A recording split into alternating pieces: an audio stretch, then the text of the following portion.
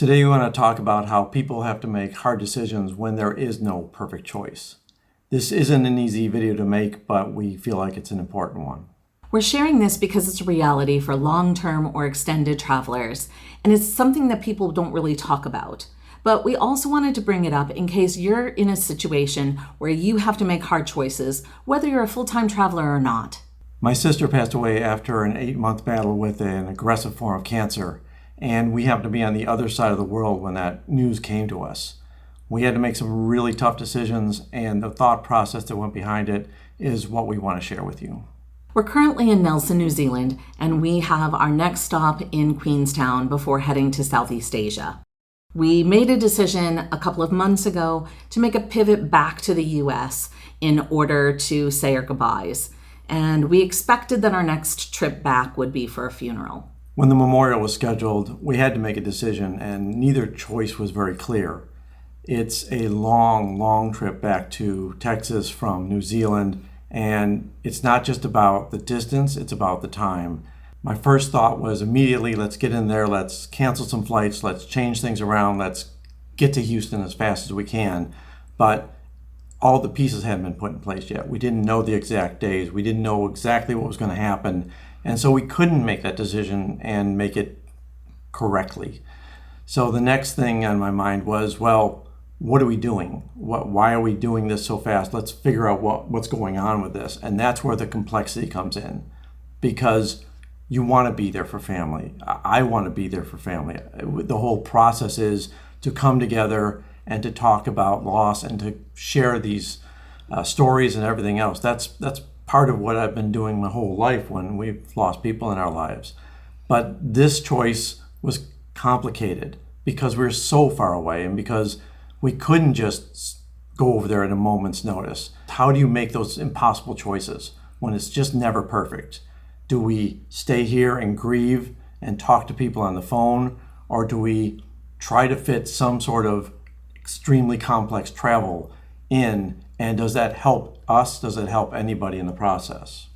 Right, and we knew it was going to be several flights, in addition to renting a car, and just a lot of logistics.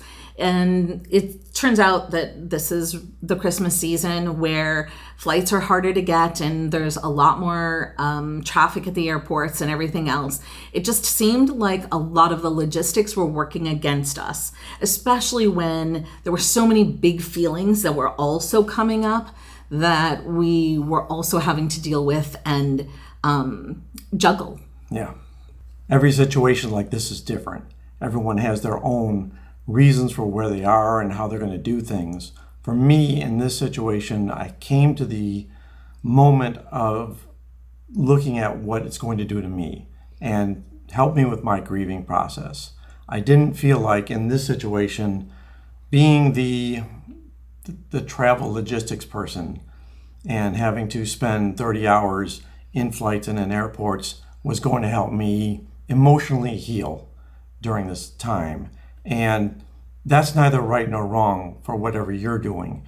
I think that a lot of people would say, well, I have to be there with family, and that's a great decision. And my first thought was, yes, I have to be there with family. And then I had to think about, well, where am I going to be? Where is my head going to be? Am I going to be in a good place when I get there? And I didn't feel like it would be. So that's when the really tough decision was made to say, well, as much as we want to be there, we have a trip planned in 3 months that we're going to be in Houston.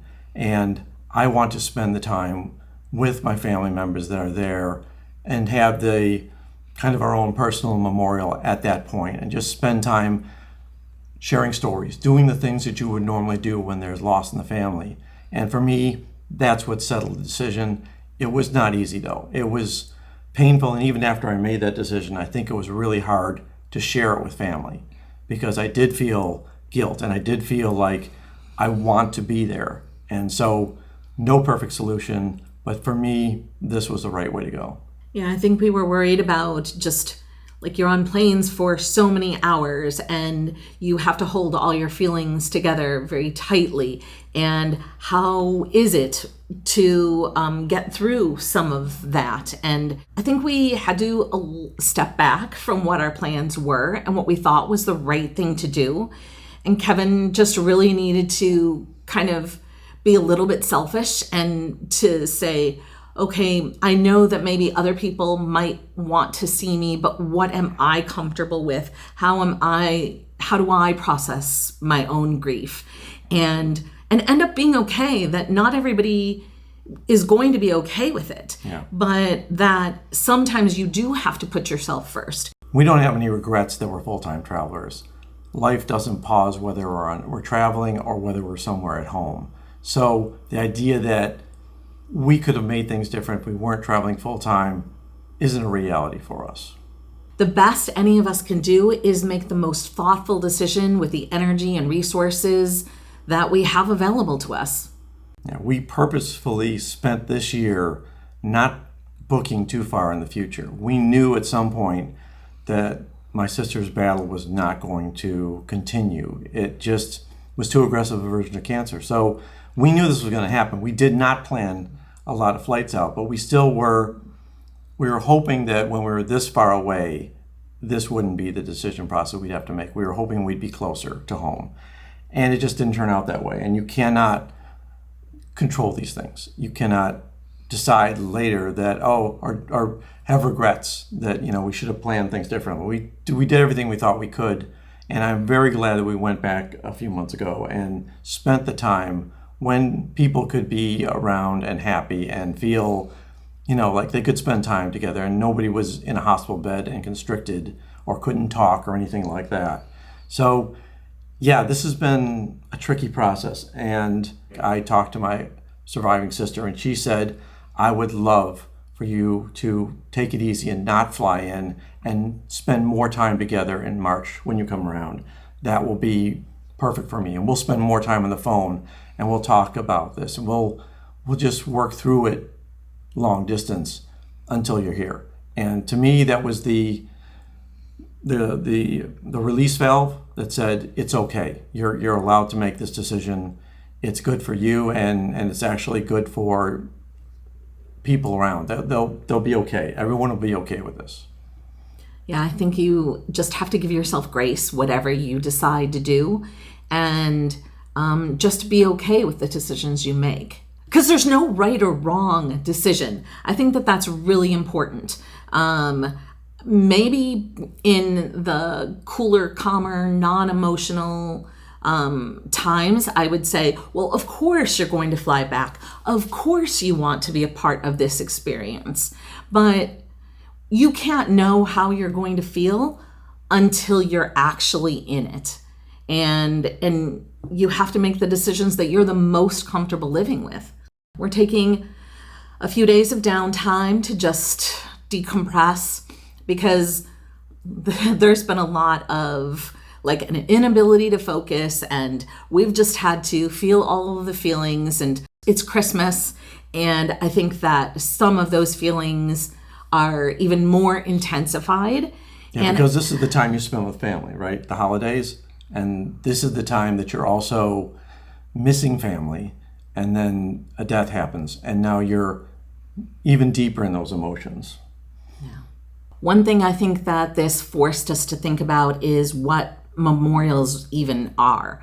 They don't necessarily represent how much love you had for the person who's passed. And I know probably many of you have had to make difficult decisions about or regrets about missing a funeral or a memorial for someone that you loved. And I want you to know that we see you and that it's okay to give yourself grace for the decisions or the situations that you've had to be in. The point is, we're not trying to give you answers. We're not trying to make decisions for you. No one should be making the decision for you. This is yours and yours alone. And yeah, like as Judy said, you have grace to make decisions that help you. And the memorial or whatever service is happening, there's other ways to respect that. You can be remote and respect that. You can contact family. You can talk to them just being in the room doesn't mean you're more present than if you're on the phone having a deep conversation with somebody. I think there's a lot of ways to represent what you feel during this time, and it doesn't have to be just an in-person show up and dress right for a memorial.